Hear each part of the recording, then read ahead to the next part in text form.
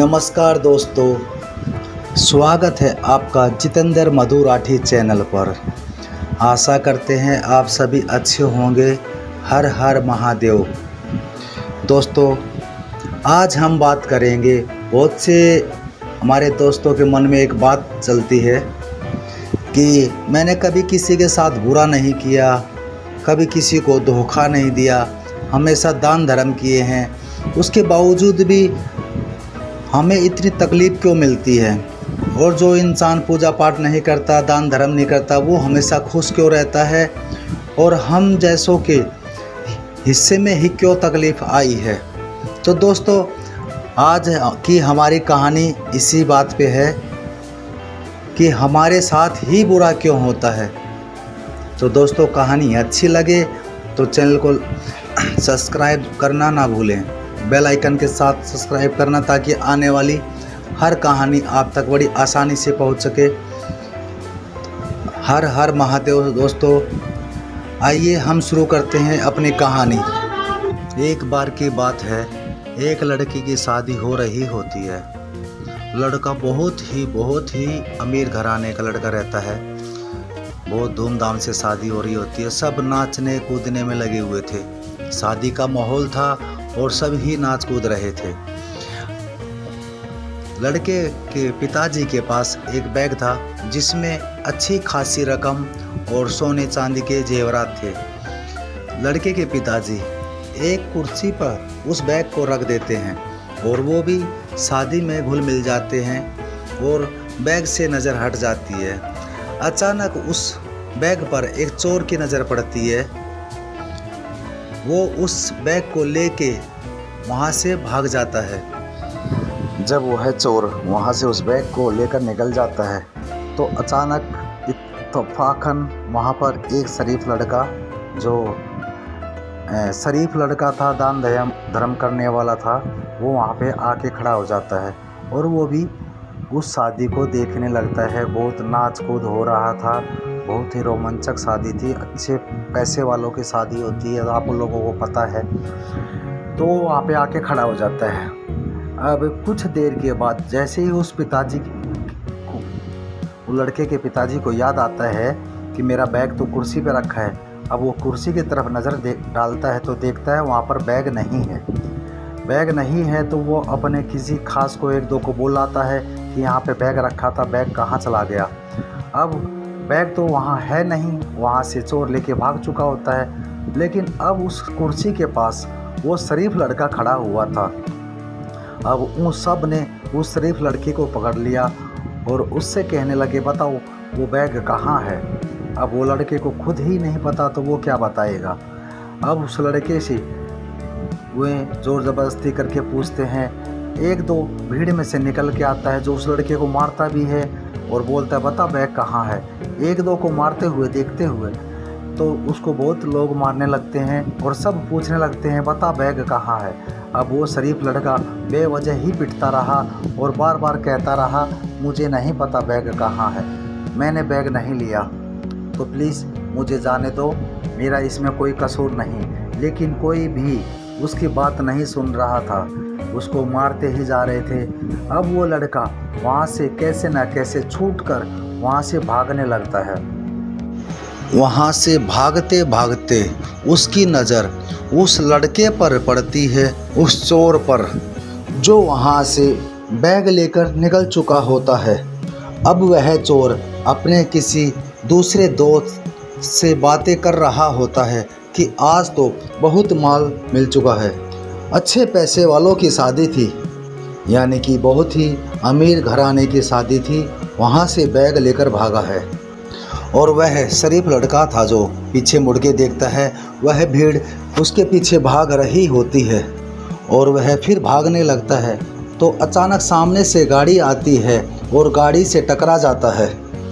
गाड़ी से टकराने के बाद जैसे वो नीचे गिरता है, उसके पाँव में चोट आ चुकी थी।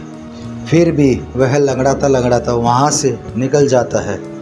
भागते भागते वह एक जंगल की तरफ पहुंच जाता है और बीच जंगल में भागते भागते देखा एक तपस्या में लीन गुरुजी, जिनके मुख पर बहुत ही तेज था। वो अपने समाधि में लीन थे और वह लड़का लड़खड़ाते गिरते पड़ते उन गुरुजी के पास पहुंच जाता है। अब वहाँ गुरुजी के पास जैसे ही पहुंचता है, गुरुजी ने आंखें खोल के देखा तो उसके सामने एक लड़का जिसके हाथ पाँव में चोट लगी हुई है उसके सामने बैठा हुआ है। अब वो गुरुजी कोई छोटे मोटे गुरुजी नहीं, तपस्वी महाज्ञानी थे। अब उन्होंने उस लड़के की तरफ जैसे ही कुछ देर नज़र डाली है, उन्होंने उसकी पूरी जो उस पे बीता था सब उन्होंने जान लिया। अब वह लड़का गुरुजी की तरफ हाथ जोड़ते हुए गुरुजी से कहता है, गुरुजी मुझे बचा लो, मेरे पीछे कुछ लोग पड़े हुए हैं, मैं चोर नहीं हूँ, मेरा कोई कसूर नहीं, लेकिन फिर भी लोग मुझे मारने के लिए दौड़ रहे हैं। अब वो गुरुजी कहते हैं कोई बात नहीं, तुम शांत हो जाओ, तुम्हारे पीछे कोई नहीं है। अब वो वापस जा चुके हैं, आराम से बैठ जाओ, बताओ क्या हुआ है। अब वह लड़का गुरुजी की तरफ हाथ जोड़ते हुए गुरुजी से कहता है, गुरुजी मैंने कभी किसी के साथ बुरा नहीं किया, हमेशा दान धर्म किया है, हमेशा सच्चाई का साथ दिया है। ऐसा क्यों होता है जो एक अच्छा इंसान है, अच्छे कर्मों पे अच्छे कदमों पे चलता है, उसी के नसीब में दर्द तकलीफ़ क्यों लिखी होती है। अब ये देखो, मुझ जैसा शरीफ लड़का पिट रहा है और जिसने चोरी की थी जो अधर्मी है वो मौज लेगा, पैसों से भरा हुआ बैग लेके चला गया, उसकी ज़िंदगी हंसी खुशी कटेगी और मैंने कुछ नहीं किया तो मुझे देखो मार पीट के घायल कर दिया है। तो ऐसा क्यों होता है गुरुजी कि अच्छा इंसान रोता है और जो बुरा इंसान होता है वो खुश होता है। गुरुजी ये सब कैसी लीला है। अब गुरुजी कहते हैं कि बेटा जो दिखाई देता है वह सत्य नहीं होता है, सत्य जो होता है वो सबको दिखाई नहीं देता। जो तुम सोच रहे हो वो सत्य नहीं, जो तुम देख रहे हो वो सत्य नहीं, सत्य वह है जो मैं आपको बताऊंगा।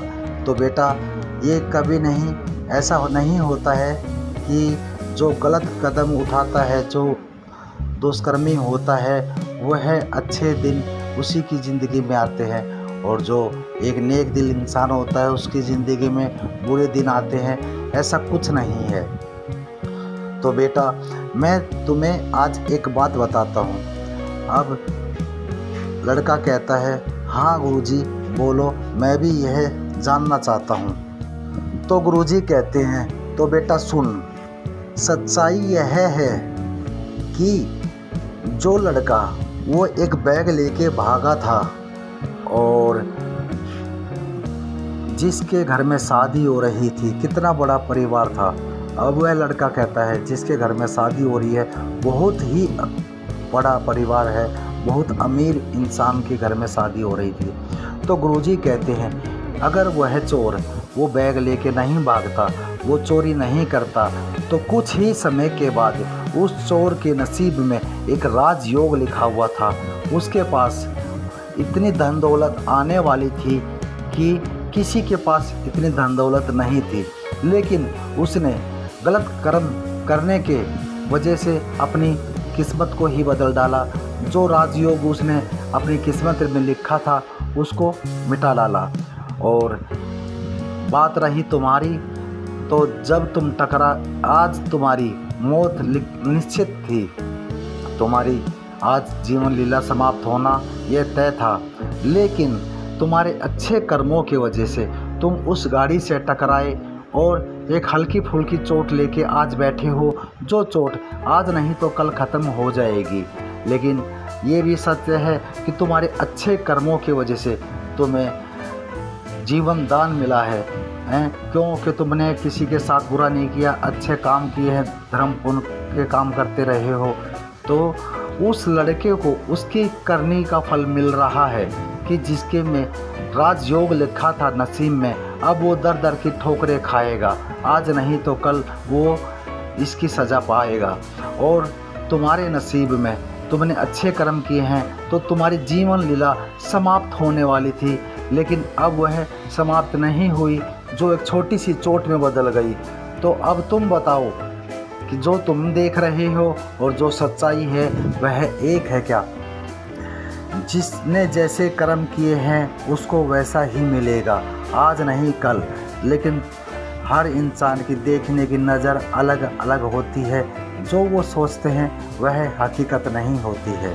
तो जैसे ही गुरुजी की बातें उसने सुनी तो उसके मन में कुछ और विचार आने लगे और भगवान को अंदर ही अंदर नमन करते हुए भगवान का शुक्रिया अदा करने लगा कि मुझे अगर कुछ हो जाता तो मैं अपने परिवार को कैसे पालता। और इसी के साथ गुरुजी से हाथ जोड़ते हुए और बड़े ही सुकून के साथ वह लड़का वहाँ से लौट जाता है। तो दोस्तों, कहानी कैसी लगी आपको? भी इससे ये पता चल गया होगा कि ऐसा कुछ नहीं होता है कि जो अच्छे कर्म करता है उसी के साथ बुरा होता है, ऐसा कुछ नहीं होता है दोस्तों। तो दोस्तों, कहानी कैसी लगी कमेंट में ज़रूर बताना, और कहानी अच्छी लगे तो लाइक, शेयर और चैनल को सब्सक्राइब ज़रूर करना। जय माता दी, हर हर